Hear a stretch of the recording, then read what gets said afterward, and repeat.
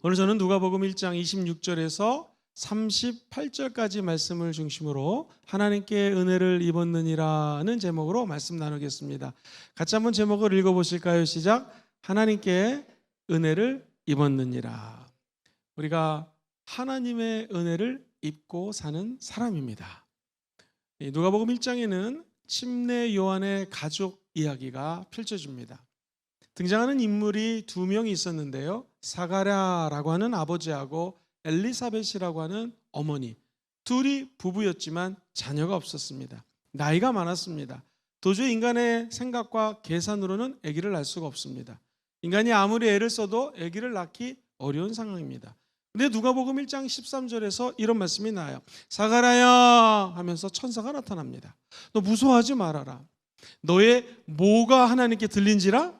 간구함이 들렸다. 그동안 아이를 주세요 했던 간구함이 하나님께 들렸고, 너의 아내 엘리사벳이 너에게 아들을 낳아주리니 그의 이름을 요한이라고 하라 하면서 친절하게 요한이라는 이름을 줍니다. 오늘 저와 여러분들이 아무리 기도해도 응답이 없는 게 있죠. 어느 날 하나님이 갑자기 응답을 해주십니다. 우리의 때가 중요한 것이 아니라 하나님의 때가 중요합니다. 하나님이 좀 이때쯤 대충 천지를 창조해 주세요가 아니라 때가 되면 태초에 하나님이 천지를 창조하십니다. 성령님 좀 이때 임해 주세요. 우리가 3일이나 기도하지 않았습니까? 아니요. 우리 주님이 승천하시고 열흘 동안 기도하자 때가 이름에 성령이 임하는 것입니다. 오늘 기도하는 것이 있지만 응답이 없습니다 하는 분이 있다면, 하나님의 때에 오늘 이 장면처럼 그동안 내가 너의 간구를 들었느니라. 할렐루야. 그리고 하나님의 응답이 쏟아지는 역사가 있기를 간절히 소망해 봅니다. 누가복음 1장 18절에 보면은 인간의 계획, 인간의 대답이 이렇습니다. 같이 한번 읽어봐요. 시작. 사가랴가 천사에게 이르되 내가 이것을 어찌 알리요? 내가 늙고 아내도 나이가 많습니다. 인간의 계획은 아기를 낳을 수 없습니다. 인간의 판단으로는 도저히 내 아내가 아이를 낳을 수가 없습니다고 이야기를 합니다. 자, 사랑하는 성도님들, 저와 여러분들이 하나님의 은혜를 입었으면 한번 아멘 해볼까요? 은혜를 입은 자들의 특징은 뭐냐면요, 첫 번째, 하나님의 계획을 따릅니다. 시작. 하나님의 계획을 따릅니다. 성경은 사가랴가 이렇게 믿음 없는 이야기를 했다가 벙어리가 됩니다. 벙어리가 돼서 자기 아내에게 손짓 발짓 글로서 설명을 하지만 아마 아내도 납득이 안 갔을 거예요. 근데 어찌 보면 남편 사가랴보다도 아내 이 엘리사벳은 하나님을 더 믿음을 가졌던 여인인 것 같습니다. 왜냐하면 6개월 동안 두문불출합니다. 나가지 않고 하나님께 기도하면서 임신한 아이를 6개월 동안 잘 돌봅니다. 오늘 이야기는 이 침례 요한이 엄마 뱃속에서 6개월이 지난 어느 날입니다. 이 성경은 참 재밌는 게 나이가 많은 엄마 아빠에게 불가능한 아이를 줄 거라는 것을 말씀을 하면서 이번에는 처녀에게 잉태하여 아들을 낳으리니 그의 아들의 이름을 뭐라고 그래요? 예수라 하라. 그래, 그분이 임마누엘 하나님의 아들인 것을 말씀해 주는 장면이 26절 이하에 나옵니다. 자, 먼저 우리 같이 26절 한 절만 한번 읽어보도록 하겠습니다. 26절입니다. 시작. 여섯째 달에 천사 가브엘이 하나님의 보내심을 받아 갈릴리 나사렛이란 동네에 갔습니다. 몇째 달에요? 여섯째 달에. 이 여섯째 달이라는 것은 뭐라고요? 침례 요한이 엄마 뱃속에서 6개월이 지난 때에 천사 이름이 뭐예요? 가브리엘입니다. 우리가 아는 것처럼 구약에 등장하는 천사가 미가엘이 있고 가브리엘이 있습니다. 자, 가브리엘은 뭐 하는 사람이냐면 좋은 소식을 전하는 천사가 가브리엘입니다. 자, 질문 드리겠습니다. 미가엘은 누굴까요? 뭐를 담당했을까요? 그때 많은 분들이 찬양을 담당했습니다 그러는데, 미가엘 반주기 때문에 그럽니다.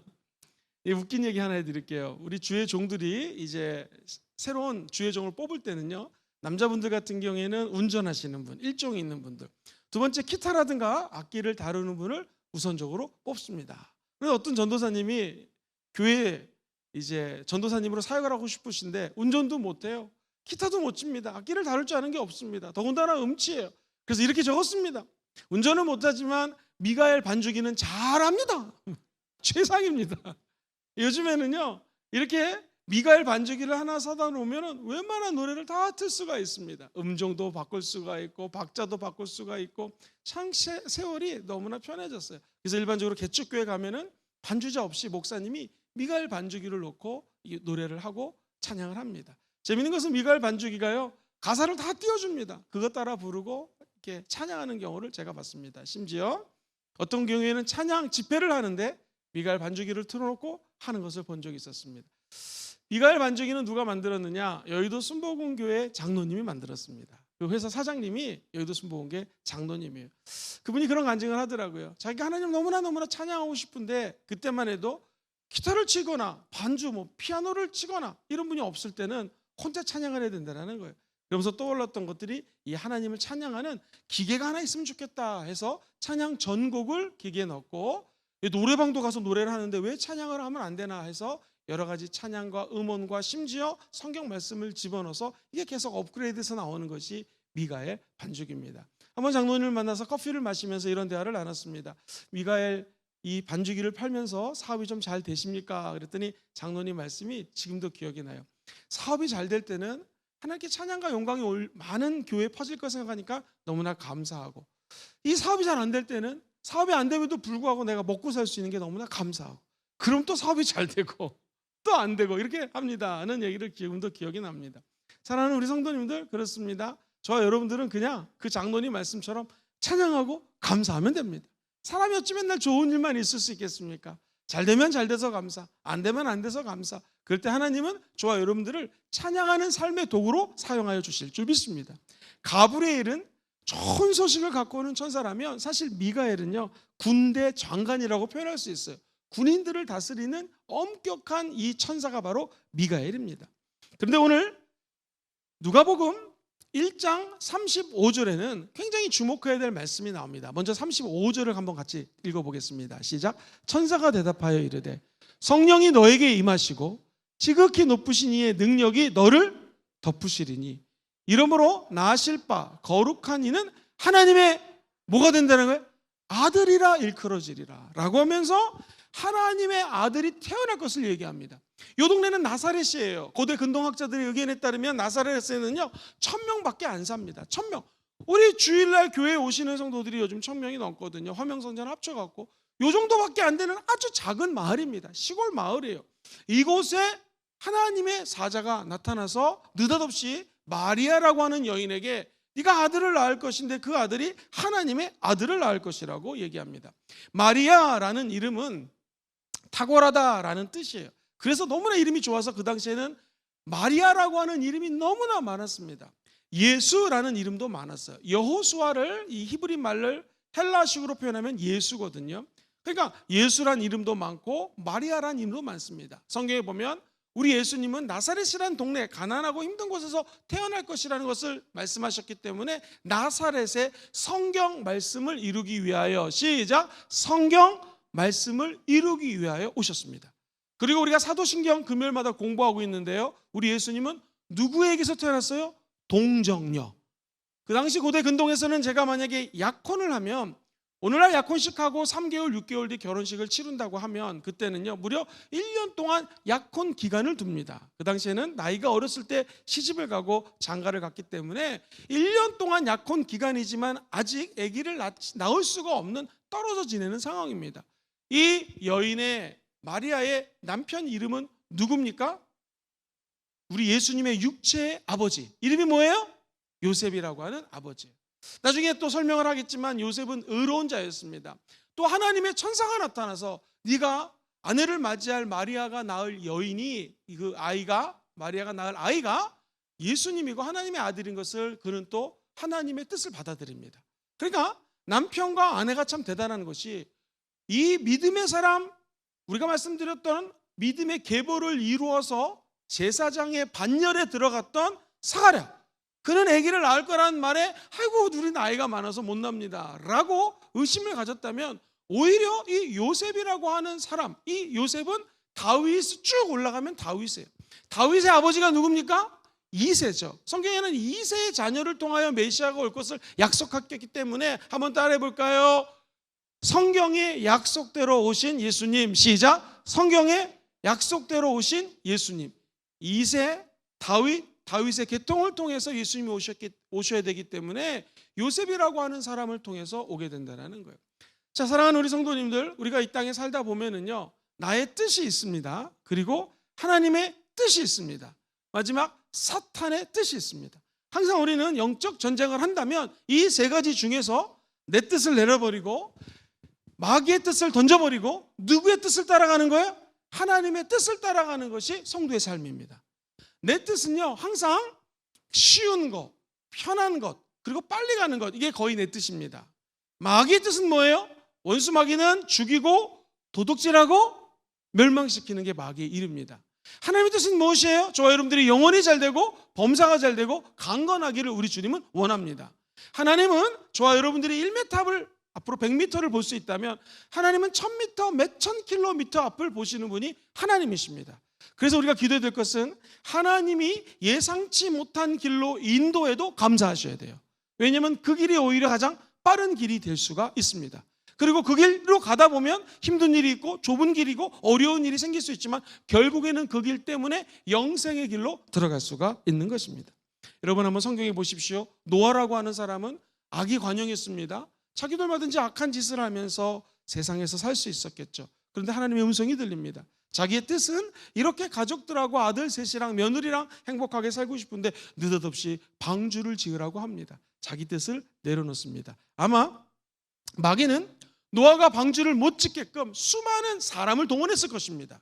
그래서 저게 뭐 하는 짓이냐고, 당신 미쳤냐고, 지금 이런 태평성 되고 다 술과 세상에 취해서 사는데 왜 당신만 이 짓을 하냐고 하면서 손가락질을 하면서 노아에게 만약 마귀는 많은 사람들을 동원해서 유혹했을 것입니다. 근데 노아는 그 유혹을 이기죠.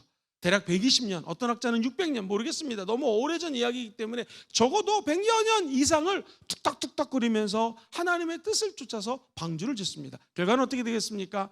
모든 세상을 물로 심판했을 때에 하나님은 노아와 그의 아내와 그의 아들 셋과 며느리 8명을 살려주십니다. 많은 사람들이 태초에 하나님이 천지를 창조하셨을 때 빛이 있으라 할 때 빛이 있었고요, 수면 위에 하나님의 신이 운행하시더라 했을 때 수충이 있었다라는 거예요. 수충. 그래서 이 물증이 밑으로 떨어진 것이 이 지구를 보호해주는 물충. 요즘 자외선이라든가 무슨 뭐 이런 것들이 파괴되면 지구가 위험하다고 얘기를 하지 않습니까? 그 당시에는 수충이 있어서 물이 안전하게 지구를 지켜줬습니다. 암탉이 자기의 계란을 품듯이 이 수충이 여러 가지 무슨 나쁜 하늘로부터 오는 모든 것들을 다 보호해주고 있었어요. 그래서 창조과학을 이야기하는 분들의 의견에 따르면 노아의 홍수는 그냥 우리가 생각하는 40일 동안 어이구 비가 온다라는 개념이 아니라 이 수충이 무너졌다는 거예요. 그래서 수충이 얼마나 지구를 잘 보호했냐면은 우리가 기억하시죠? 에녹이라고 하는 사람은 65세에 무드셀라를 낳고 300년 동안 성령님과 동행하다가 천국에 갔어요. 몇 년 동안 살았다고요? 365세. 그가 아들을 낳았는데 무드셀라예요. 무드셀라가 성경에서 제일 오랫동안 살았어요. 몇 년 살았을까요? 어쩜 그렇게 잘하십니까? 969년을 살았습니다. 엄청나죠? 자, 무드셀라라는 이름은 무드셀라가 망하면 죽으면은 이 지구에 심판이 온다라는 뜻이에요. 사랑하는 성도님들, 제가 아기를 낳았는데 우리 아들이 죽으면 이 지구가 망합니다. 우리 아들이 감기에 걸렸어요. 권사님들 전화 오겠죠? 사모님 아들 괜찮아? 아들 괜찮아요? 아들이 죽으면은 지구가 멸망한다는데 아들 괜찮냐고? 근데 이 아이가 죽지 않습니다. 969년을 사요. 그러니까 사람들이 하나님의 심판이 있다는 것을 알았지만 에녹이 낳은 무드셀라가 죽으면 언제 죽을지 모르지만 그 무렵에 심판이 온다는 것을 알았지만 사람들은 그냥 에이 웃기는 소리 하고 있네, 무슨 심판이 있어, 이러고 살아갑니다. 여러분, 우리 예수님이 2000년 전에 오셨는데 주님이 올라감을 본 그대로 다시 올 거 믿으십니까? 초대교회 성도들의 인사는 마라나타, 주 예수여 어서 오시옵소서. 5천년은 기름을 준비했고 5천년은 기름을 못 준비했습니다. 저와 여러분들이 오늘 이렇게 수요예배 나오는 이유는 뭐냐면 성령의 기름 부으심을 사모하고 기름을 준비하기 위해서 온 줄 믿습니다. 어느 날 우리 주님은 오십니다. 언젠가는 오세요. 무드셀라가 인간이기 때문에 언젠가는 죽습니다. 당시 수충이 보호를 하고 있어서 365년, 969년 살았을 뿐이지 인간은 태어나면 흙으로 돌아가는 것이 인간이라는 것이죠. 우리 성경에 나오는 하나님 말씀은 다 이루어지게 되어 있습니다. 결국 무드셀라가 죽고 계산을 해보면 바로 그 다음에 노아의 홍수가 터집니다. 노아는 의인이었고 당대 의인이었고 하나님의 계획을 따라 하나님의 계획에 순종했을 때 하나님은 노아를 통하여 이 지구에 하나님의 생명체를 지속적으로 하나님의 사람들을 배출했던 것입니다. 저와 여러분들도 마지막 때라는 이야기를 많이 듣고 살고 있습니다. 이 마지막 때에 하나님의 음성이 들리시면 순종하시기를 주의 이름으로 축원드립니다. 내 뜻 내려놓고 마귀가 엄청나게 방해했겠지만 노아는 그 뜻을 내려놓습니다. 그리고 하나님의 뜻을 따라가는 것이죠. 사랑하는 성도님들, 아브라함을 보십시오. 갑자기 하나님이 어렵게 낳은 아들. 사실은 오늘 이 사가라라든가 오늘 엘리사벳하고 똑같은 스토리입니다. 우리 아내는요 90살이고 나는 100살이라서 아기를 낳을 수가 없습니다. 누구 얘기입니까? 아브라함. 그런데 그는 그 가운데서 하나님이 진짜 아들을 주는 것을 체험합니다. 그리고 그는 깨닫죠. 이 아들은 내 것이 아니라 하나님의 것이구나. 하나님이 아들을 주셨으니 만약 제물로 드리라면 나는 순종하겠습니다 하면서 그는 자기 아들을 하나님의 뜻에 따라 드립니다. 자, 아브라함의 개인적인 뜻, 개인적인 계산, 세상에 아들을 갖다 바치라는데 좋은 사람이 어디 있겠습니까? 제가 그때 질문을 드렸죠. 만약 여러분 아들을 갖다가 누가 1억을 준다면 내 아들, 내 딸 팔겠다, 제물로 드리겠다, 손 들어보세요. 아무도 없잖아요. 100억을 준다고? 지금 들락말락 하는 사람이 계시는데 100억이 아니라 1000억을 준다 해도 우리 아들, 우리 딸 안 주겠죠. 여러분, 아브라함은 그럼에도 불구하고 자기 자식을 제물로 바치라 했을 때 자기 뜻을 내려놓습니다. 마귀가 영악하잖아요.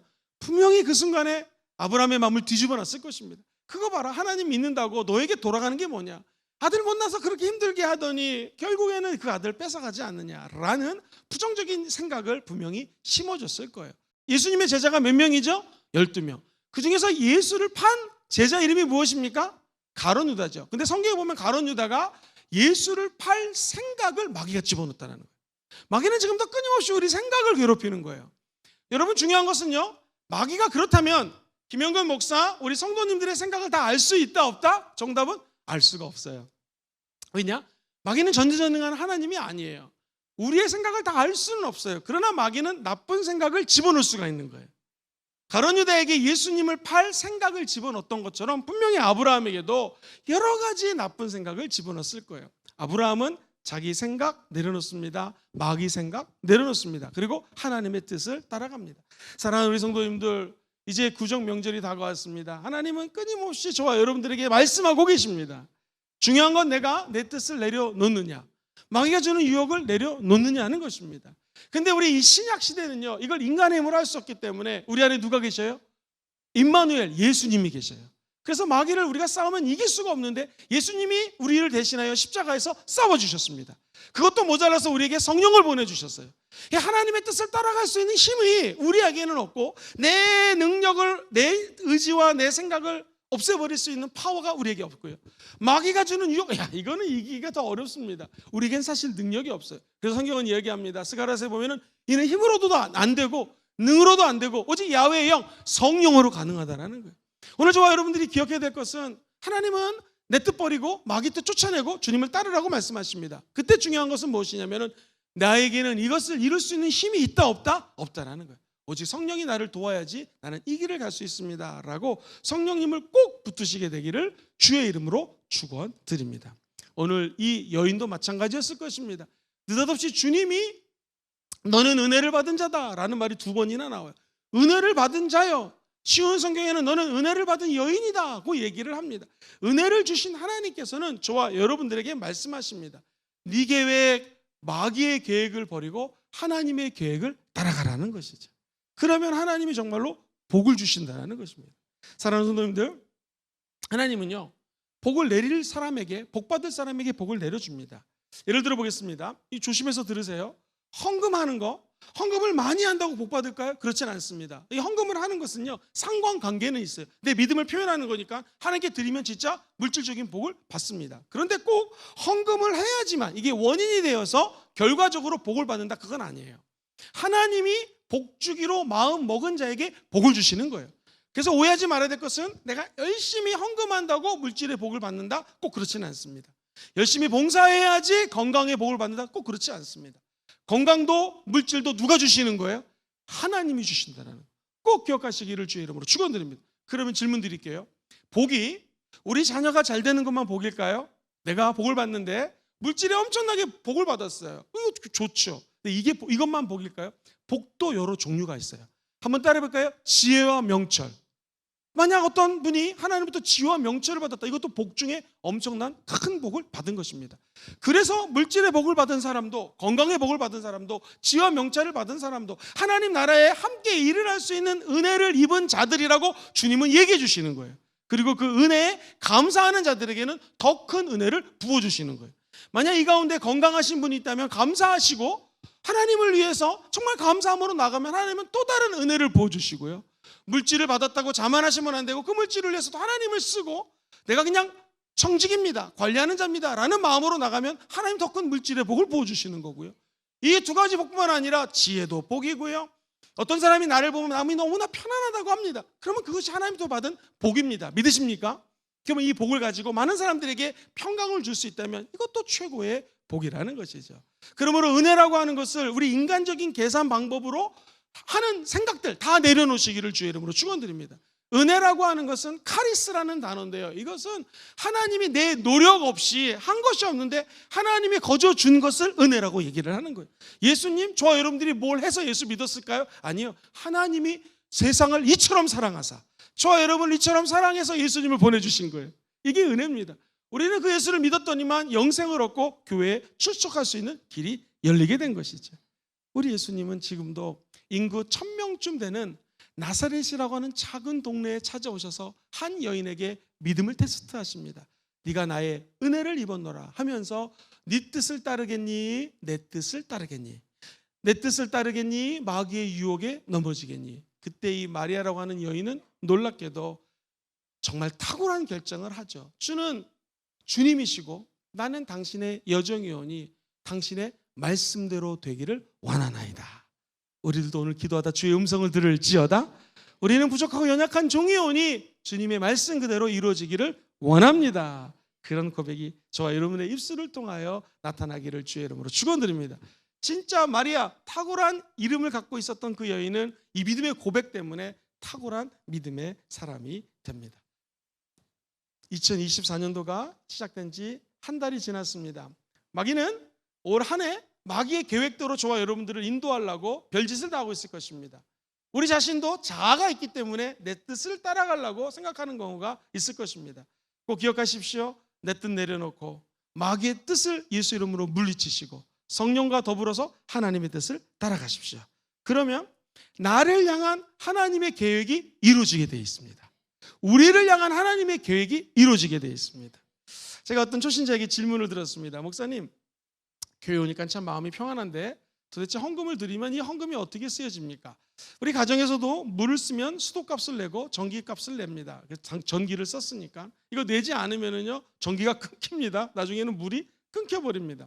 교회도 마찬가지입니다. 교회도 운영비가 필요하고 유지비가 필요하죠. 거기에 이 물질이 사용됩니다.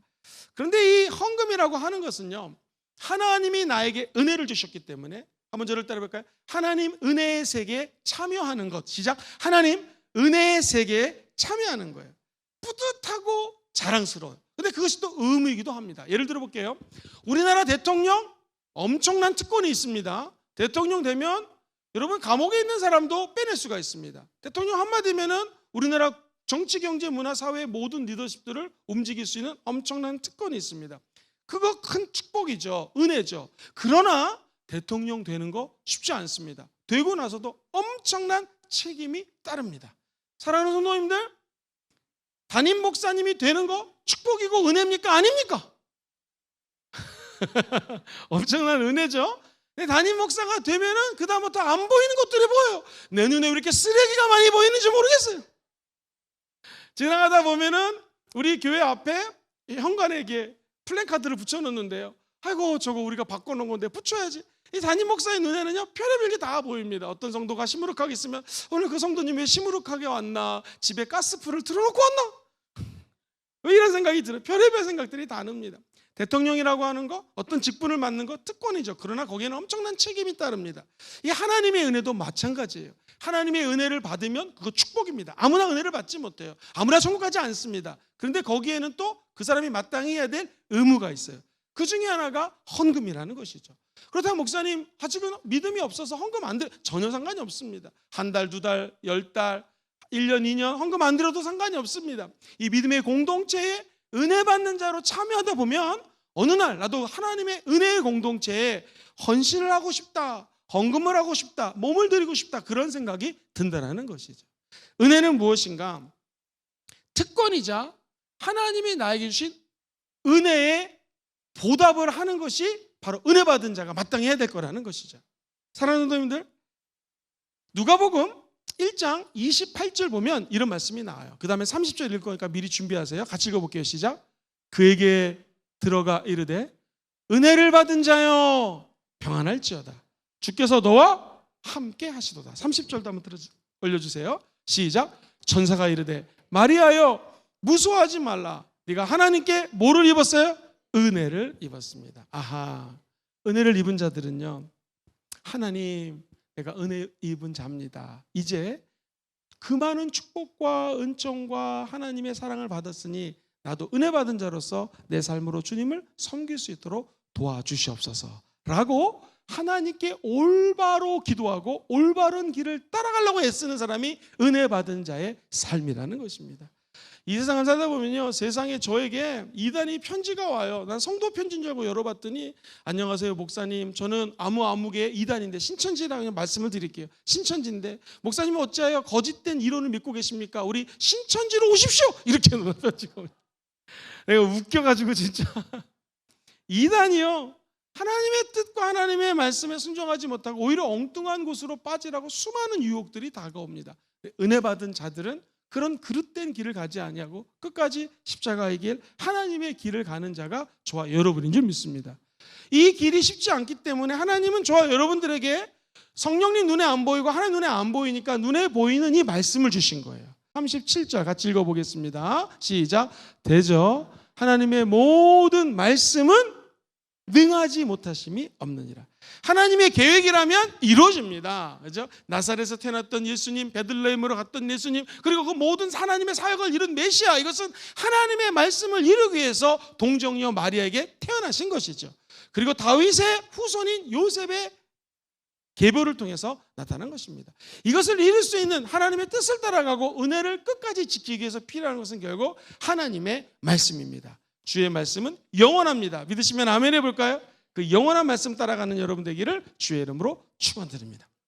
자, 이처럼 은혜를 받은 사람들은요, 하나님의 은혜에 감동되어서 은혜의 길을 따라가는 것이에요.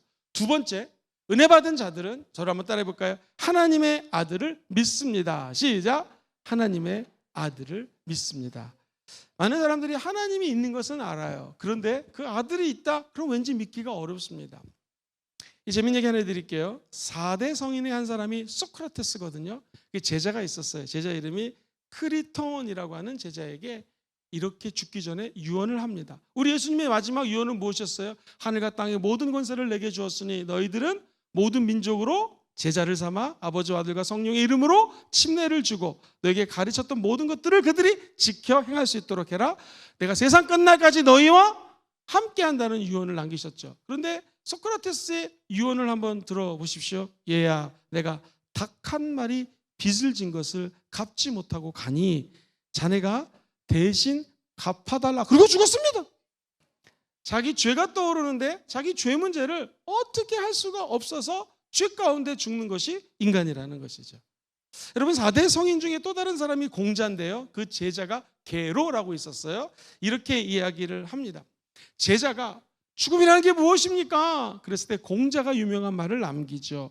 아직도 삶에 대해서 잘 모르겠는데 어찌 내가 죽음에 대해서 이야기할 수 있겠는가? 죽음 위의 세계는 나는 알지 못한다 하면서 4대 성인들이 이렇게 하고 죽었습니다. 그런데 우리가 믿는 하나님은 하나님의 아들입니다. 하나님의 아들은 명확한 답을 주십니다. 사람이 한번 태어난 것은 정한이 치고 죽고 난 다음에 하나님의 심판이 있습니다. 안개처럼 살아가는 이 인생 뒤에는 천국이 기다리고 있습니다. 누구에게요? 예수 믿는 저와 여러분들에게. 예수님은 누구십니까? 바로 하나님의 아들이라시는, 그 아들을 믿는 자들마다 영생을 얻을 수가 있는 거예요. 히브리서 12장 14절로 15절에 보면 이런 말씀이 나와요. 같이 한번 읽어볼게요. 시작. 자녀들은 혈과 육에 속하였으며 그도 또한 같은 모양으로 혈과 육을 함께 지니심은 죽음을 통하여 곧 마귀를 멸하시며 또 죽기를 무서워함으로 한평생 매여 종노릇하는 모든 자들을 어떻게 해요? 마귀의 세력을 멸하시고 종노릇하는 저와 여러분들을 놓아준다는 거예요. 주의 종으로 살았는데 우리를 자유케 하기 위해서 예수님이 이 땅에 오셨다는 거예요. 마귀의 뜻을 따라가는 사람들이 마귀의 뜻을 풀어헤치고 하나님의 뜻을 알아갈 수 있도록 이 땅에 오신 분이 하나님의 아들 예수라는 거예요. 그러므로 내 뜻을 하나님의 아들을 믿으면 내려놓을 수가 있고, 예수 그리스도의 능력은 마귀의 뜻을 없애버릴 수 있는 능력이 있고요, 하나님의 뜻만 따라갈 수 있는 하나님의 아들, 그분이 곧 예수 그리스도시요 하나님이시라는 사실입니다. 자, 이 읽었던 히브리서 2장 15절 다음에 17절이 나오는데, 그러므로 그가 범사의 형제들과 같이 되심이 마땅하도다. 이는 하나님의 일에 자비하시고 신실한 뭐가 되어서요? 대제사장이 되어서 누구의 죄를 속량하셔요? 백성, 바로 하나님의 백성이에요. 하나님의 백성은 하나님을 믿는 자녀들, 그 백성들의 뭐를 속량하신다고요? 죄를 속량하는 거예요. 소크라테스도 공자도 맹자도 부처도 우리의 죄를 어떻게 할 수가 없는데, 예수님은 저와 여러분들의 죄 문제를 해결하기 위해서 이 땅에 오셨다는 거예요. 평생 동안 죄를 졌다 할지라도 우리 주님을 믿는 자들은 그 죄가 속량 없어진다는 거예요. 깨끗이 된다는 거예요. 속량의 의미는 예수님이 대신 제물로 십자가에서 죽으셔서 저와 여러분의 죄가 동과 서가 먼 것이 없어진다는 것이고요, 예수님이 대신 십자가에서 죽으셔서 우리의 죄가 진홍같이 빨갛다 할지라도 흰눈이 내리면 하얘지잖아요. 흰눈처럼 하얗게 된다는 거예요. 할렐루야. 나는 우리 순복음금종교의 모든 성도들이 천국 가는 날까지 예수님이 하나님의 아들이고 죄사함의 능력이 있는 것을 입술로 시인하시고 감사하시기를 주의 이름으로 축원드립니다. 사실 이 이야기는요, 오래 아주 오래 진짜 오래로 올라갑니다. 그게 오래가 어딘지하면 창세기 3장 15절, 하나님이 우리 인간에게 심판을 하시면서 마귀에게 이렇게 말씀하시죠. 여자의 후손, 늘 말씀드리지만 여자의 후손이 누구예요? 저와 여러분이 아닙니다. 우리는 남자의 후손이에요. 왜? 아빠가 있으니까. 아빠 없이 태어난 사람이 있어요. 누구예요? 예수 그리스도. 그래서 그분은 남자의 후손이 아니라 여자의 후손이에요. 그래서 마귀에게 너와 여자와 원수가 되게 하고 너의 후손도 누구의 후손과? 바로 예수의 후손과 원수가 되게 하리니, 여자의 후손 예수님은 네 머리를 상하게 할 거지만 마귀야, 너는 그의 뭐밖에 상하게 못하게요? 발꿈치를 상하게. 이것이 우리가 얘기하는 원복음이에요. 원복음, 예수님은 마귀의 머리를 상하게 하셨습니다. 할렐루야. 그래서 하나님의 은혜를 입은 자라고 하는 것은 내 뜻, 마귀의 뜻을 내 힘이 아닌 십자가의 능력으로 무너뜨릴 수 있다는 거예요. 달리 표현하면 예수 죽음 내 죽음, 시작. 예수님 부활 내 부활, 예수 함께 죽고 예수의 부활의 능력이 내 안에 있다는 것을 내 입술로 고백하며 사는 자들이 하나님의 아들을 믿는 저와 여러분들입니다. 이것을 오늘 말로 표현하면 은혜를 입은 자라는 것이죠. 성경에 보면 이사야 7장 14절에 이런 말씀이 나와요. 그러므로 주께서 친히 징조를 너에게 주실 것이라. 보라, 처녀가 잉태하여 아들을 낳을 것이요, 그 이름을 뭐라고 그래요? 임시입니다. 임마누엘이라 하라. 임마누엘은 무슨 뜻입니까? 하나님이 우리와 함께 하신다는 거예요. 처녀가 잉태하여 아들을 낳으리니 그의 이름이 우리와 함께 하시는 하나님의 아들 예수 그리스도라는 것입니다. 이사야 9장 6절에는 이런 말씀이 나옵니다. 이는 한 아기가 우리에게서 낳고 한 아들을 우리에게 주신 바 되었는데 그의 어깨에는 정사를 메었고 그의 이름은 기묘자라 모사라 전능하신 하나님이라 영전하는 평강의 왕이라 할 겁니다. 할렐루야. 처녀가 애를 낳아서 아들을 낳으리니 그가 바로 하나님의 아들인데, 그 정사의 평안함과, 한번 띄워주세요. 그 다음 절도. 그의 정사와 평강의 덤이 무궁하며 또 다윗의 왕자와 그의 나라에 어떻게 해요? 군림하고 그 나라를 굳게 세우고 지금 이후에 영원히 정의와 공의로 그것들을 어떻게 하실 것이라고요? 보존하시고 만군의 야훼의 열심히 이를 이루신다. 할렐루야.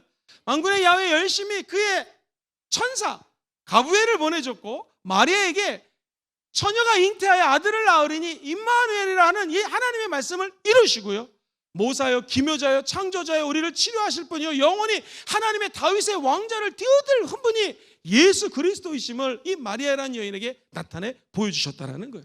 그렇다면 오늘 우리가 예배를 드릴 때도 우리도 이 하나님의 아들을 만날 수가 있습니다. 왜냐하면 이곳에 우리 예수님이 함께 계시기 때문에 그렇죠. 그렇다면 우리가 은혜를 입은 자입니다. 믿으십니까? 은혜를 믿은 자의 고백은 뭐냐면 내가 전능하사 천지를 만드신 하나님 아버지를 믿사오며 동정녀 마리아에게 잉태하신 예수 그리스도를 믿는다라는 입술의 고백인 것입니다. 오늘 본문 26절 27절부터 한번 천천히 읽어보겠습니다. 같이 시작. 여섯째 날에 천사 가브엘이 하나님의 보내심을 받아 갈릴리 나사렛이란 동네에 가서 다윗의 자손 요셉이라 하는 사람과 약혼한 처녀에게 이르니 그 처녀의 이름이 뭐예요? 마리아입니다. 여기서 처녀는 파르테논이라는 뜻인데요, 소녀, 젊은 여자이며, 말씀드렸던 것처럼 이 젊은 여자는 약혼을 하고 1년 동안 남자를 모르는 그런 여인이기 때문에 아기를 낳을 수가 없어요. 만약에 요셉의 입장에서는 진짜 임신을 한다면 이건 바람난 거기 때문에 고대 근동의 법에 따라 이 여인을 반에 땅을 파서 묻고 돌을 던져서 죽일 수 있는 이런 상황입니다. 나중에 요셉도 하나님의 뜻을 따라서 순종했기 때문에 이 아름다운 하나님의 아들이 태어날 수 있는 길이 열리게 되는 것이죠. 이사야 11장 1절을 읽고 설명드리겠습니다. 시작. 이새의 줄기에서 한 싹이 나며 그 뿌리에서 한 가지가 나서 결실할 것이요. 이것이 바로 성령으로 인해서 잉태된다는 말이 이새의 아들 다윗을 통하여 계보가 이루어질 거라고 말씀을 하는 것입니다. 그래서 35절을 다시 한번 띄워주면 이제 이해가 됩니다. 성령이 너에게 임하시고 지극히 높으신 이의 능력이 너를 덮으시리니. 잠깐 스톱.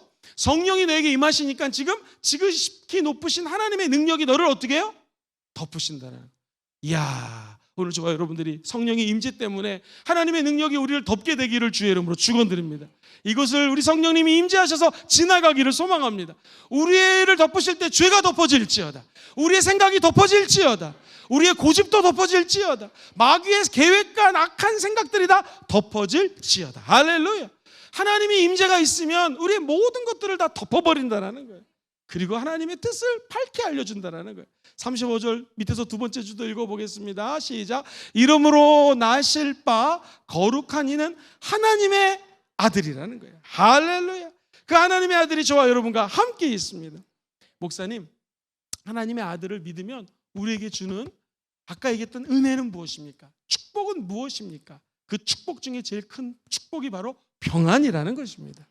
여러분, 오늘 본 말씀 28절에 보면은요, 카이레라고 헬라어가 있는데 거기에 평안이라는 단어의 깊은 의미가 담겨져 있어요. 28절 한번 띄워주세요. 그에게 이르되 은혜를 받은 자여 어떻게 해요? 평안할지어다. 주께서 너와 함께 하신다는.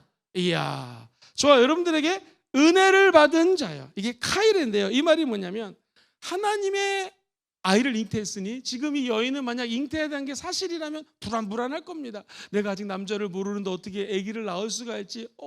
하나님을 잘못 믿은 건가? 원망도 들을 수 있었을 것입니다. 그런데 하나님의 꿈이 잉태되는 순간에 우리 주님은 나타나서 말씀하시는 거예요. 평안할지어다. 저와 여러분들에게 오늘 기도하다가 꿈을 꾸게 되기를 주의 이름으로 축원드립니다. 그러면 그 꿈 때문에 불안해질 수 있지만 하나님은 평강을 선물로 주신다는 거예요. 개척하신 목사님이 계셨습니다. 전도사님입니다. 아직 목사님 되지도 않았는데 그가 예배를 드릴 때마다 너는 벌떡 일어나라. 그리고 그 성전, 지금은 이런 건물들이 있지만 텐트 쳐놓고 예배드리는 그런 가난한 교회였어요. 두 팔을 벌려라. 그리고는 윙 하면서 그 천막을, 성도가 하나도 없으니까 가능하지, 성도 있으면 미쳤다 그러겠죠. 휙 다니면서 외쳐라. 너는 앞으로 은빛 날개를 타고 다니면서 세계에 나가 복음을 증거할 거다. 그것도 영어로 증거할 거다. 라고 그 어린 젊은 전도사에게 말합니다. 그 전도사 이름은 바로 조용기 전도사님이었습니다. 그 꿈을 꿨을 때 얼마나 불안했겠습니까? 해외는커녕 텐트 안에서 예배를 드리는 한 젊은 전도사, 황당했을 거예요. 그러나 하나님은 그 말씀을 이루어 주셔서 지구를 몇천 바퀴 돌고 하나님 말씀을 증거하는 위대한 종이 되었습니다. 한 번은 그런 얘기를 하죠. 이건 내가 직접 들었습니다. 고등학교 자매들 몇 명 앉혀놓고 다음 5명인가 이 전도사님이 소리 질러면서 설교를 하는데, 오늘 같은 설교라면 여러분이 은혜를 받은 자입니다, 그 아들 하나님의 아들 예수를 믿으시오, 막 소리를 너무 크게 지르니까 5명 중에 한 자매가 끝나고 전도사님 여기 5명 앉아있는데 왜 이렇게 큰 소리로 설교를 하냐고. 유명한 말을 하죠.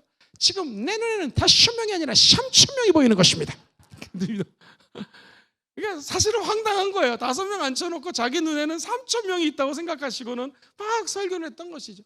사람이 꿈이 임하면요 불안합니다. 그래서 아마 조영기 목사님은 더 미친 듯이 설교를 했는지 모릅니다. 그러나 하나님의 말씀은 이루어지게 되어 있고요, 하나님의 꿈은 이루어지게 되어 있습니다. 그러므로 저와 여러분들이 하나님의 꿈이 들어왔으면 평안하십시오. 나는 지금 찢어지게 가난한데 내가 너를 통하여 앞으로 성전을 건축할 것이다. 내가 너를 통하여 수많은 예를 들면 인도에 아프리카에 운물을 팔 것이다. 여러분 아멘 하시기를 바랍니다. 이 내 뜻을 내려놓으셔야 돼요. 하나님 뜻을 받아들이시기를 바랍니다. 내가 지금 아파 죽겠고 맨날 병원에 가는데 너는 건강해져가지고 전 세계에 나가서 복음을 전할 거다. 할렐루야. 아멘으로 받으셔야 돼요. 언제나 내 뜻이 이루어지는 게 아니에요. 하나님의 뜻이 이루어집니다. 언제나 내 말이 성취되는 게 아니더라고요. 하나님의 말이 성취가 되는 거예요. 오늘 예수님의 탄생도 구약에서 수없이 나왔던 하나님의 말씀이 성취가 되는 것이고요, 하나님의 뜻이 이루어지는 것입니다. 그러므로 우리가 지금 낮아있고 어렵고 힘이 들고 재정적으로 육체적으로 어렵다고 낙심하지 마십시오. 하나님이 꿈을 주시고 말씀을 하면 그것은 반드시 이루어지게 되어 있는 것입니다. 하나님의 말씀 앞에 마귀는 벌벌 떨며 떠나가는 것이고요, 우리 인간의 자존감과 인간의 생각도 하나님의 말씀 앞에 낮아질 수밖에 없다는 거예요. 오늘 우리 교육자들 모여서, 우리 직원분들 모여서 예배를 드렸습니다. 여호사밧 왕이 힘든 상황이었을 때 성령이 임재하자 그들은 하나님을 찬양하기 시작합니다. 백성들이 엎드려서 납작 엎드려서 하나님을 경배하기 시작합니다. 제사장, 주의 종들은 하나님을 찬양하기 시작합니다. 그들의 태도가 바뀌는 거예요. 그들이 겸손하게 무릎 꿇기 시작하는 것입니다. 언제? 성령이 임하고 말씀이 임하면 이 자리가 예배의 장소가 된다는 것이죠. 그렇다면 우리가 기도 제목이 있습니다. 하나님, 어차피 나는 은혜를 받은 자인데 하나님의 꿈과 말씀을 내 안에 심어주시옵소서. 그리고 제일 중요한 거 따라해볼까요? 평안할지어다. 이 은혜를 주시옵소서. 그죠? 평안이라는 은혜 주셔서 하나님의 꿈을 잉태하고 그것이 진짜 마리아 뱃속에 들어가서 10개월 뒤 응애하고 눈에 가시화됐던 것처럼, 진짜 아이가 태어났던 것처럼 저 여러분들이 오늘 꿈을 꾸고 하나님 말씀을 먹어서 그것이 응애하고 나타나는 눈의 가시적인 축복이 우리 앞에 펼쳐지게 되기를 주의 이름으로 축원드립니다. 여러분, 자녀도 마찬가지예요. 우리의 자녀들이 지금 어렵고 힘들고 말을 안 듣는다 할지라도 저와 여러분들에게는 우리 자녀가 엄마 아빠의 뜻이 이루어지는 자녀가 아닙니다. 마귀가 유혹할 거예요. 그러나 마귀의 뜻이 우리 자녀를 통해 이루어지지 않습니다. 오직 우리 자녀들은 하나님의 은혜를 받은 자들이에요. 아멘. 그래서 하나님의 말씀이 우리 자녀들을 통해 이루어지는 것입니다. 우리 부모가 하실 수 있는 것은 기도하고 그들을 위해서 응원하고 박수 쳐주는 것밖에 없다는 거예요. 그리고 함께 감사하며 나아갈 때 우리 자녀들을 통하여 내 뜻, 마귀 뜻이 아닌 하나님의 뜻이 이루어지면서 여러분의 가정이 평안할지어다. 이게 은혜라는 것입니다. 오늘 좀 말씀 32절에서 34절에 보면 큰 자라가 나오거든요. 우리 예수님이 큰 자가 될 거라는 거예요. 그거 한번 눈으로 확인해 보겠습니다. 32절 시작. 그가 큰 자가 되고 지극히 높으신 이의 아들이라 일컬어질 것이요, 주 하나님께서 그의 조상 누구의 왕이? 다윗의 왕위를 예수님에게 주시리니 33절도 시작. 영원히 야곱의 집을 왕으로 다스릴 것이며 그 나라가 무궁할 것이다. 여기서 큰 자라는 것은 메가스라는 건데요, 메가처치 또는 메가라고 하는 큰 게 바로 이 헬라어 메가스에서 나왔어요. 이 말은 누구에게도 비교할 수 없는 하나님에게만 갖고 있는 영적인 은혜라는 거예요. 이분이 바로 예수 그리스도고, 그분이 다윗의 왕위를 통치하듯이 저와 여러분의 마음을 통치하실 것이요, 우리 순복음 금정교회를 우리 예수님이 통치하실 것이요, 나아가 조국 대한민국과 온 열방을 다스리시는 분이 바로 하나님의 아들, 우리가 믿는 예수님이십니다. 할렐루야. 그 하나님의 영광이 천국 가는 날까지 끝까지 함께하기를 주의 이름으로 축원드립니다. 마지막 포인트입니다. 한번 저를 따라해 보시기를 바랍니다. 믿음의 응답이 필요합니다. 시작. 믿음의 응답이 필요합니다. 하나님의 은혜를 주셨습니다. 하나님이 우리에게 은혜를 주셨습니다. 믿으십니까? 이제 우리가 할 수 있는 것은 그 믿음의 응답이 필요해요. 오늘 이 마리아라고 하는 여인의 대단한 것은 37절 38절 보면은 이 마리아라고 하는 여인의 응답을 한번 보세요. 시작. 대저 하나님의 모든 말씀은 능하심이 못하심이 없습니다. 38절 마리아가 이르되 주의 여종이 오니 말씀대로 내게 이루어지이다 하며 천사가 떠나니라. 할렐루야. 오늘 저와 여러분들이 믿음에 응답하시기를 주의 이름으로 축원드립니다. 말씀대로 이루어지이다. 그러면 하나님 말씀은 승승장구 영원 무궁히 빛날 것이요, 저와 여러분의 뜻은 무너져도 상관이 없고 마귀의 뜻은 예수 이름으로 물리치고 하나님의 뜻만을 이루어드는 저와 여러분들이 은혜 받은 자들이 될지어다. 말씀 정리합니다. 네가 하나님의 은혜를 입었노라. 이 말씀은 이렇게 해석할 수가 있습니다. 나는 이제 하나님의 계획을 따르는 사람이 되겠습니다. 그래서 하나님 약속하신 그 구원의 계획, 구약에 수없이 많이 나왔던 그 약속의 언약들을 내가 따르겠습니다. 할렐루야. 그리고 이제 나를 향한 하나님의 계획을 따르겠사오니 주여 내 뜻 마귀 뜻 물리치고 하나님의 뜻을 이루어 주옵소서.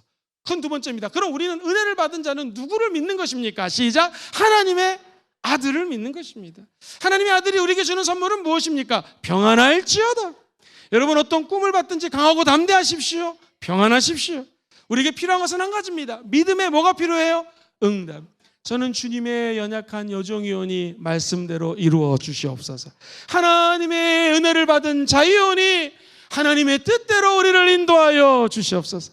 그때 하나님의 뜻이 이루어지고 저와 여러분들의 뜻은 없어질지 모르지만 하나님의 나라는 견고하게 될 것이요 확장되게 될 줄 믿습니다. 오늘 그 은혜와 축복이 여러분의 삶에 함께하기를 주의 이름으로 축원드립니다.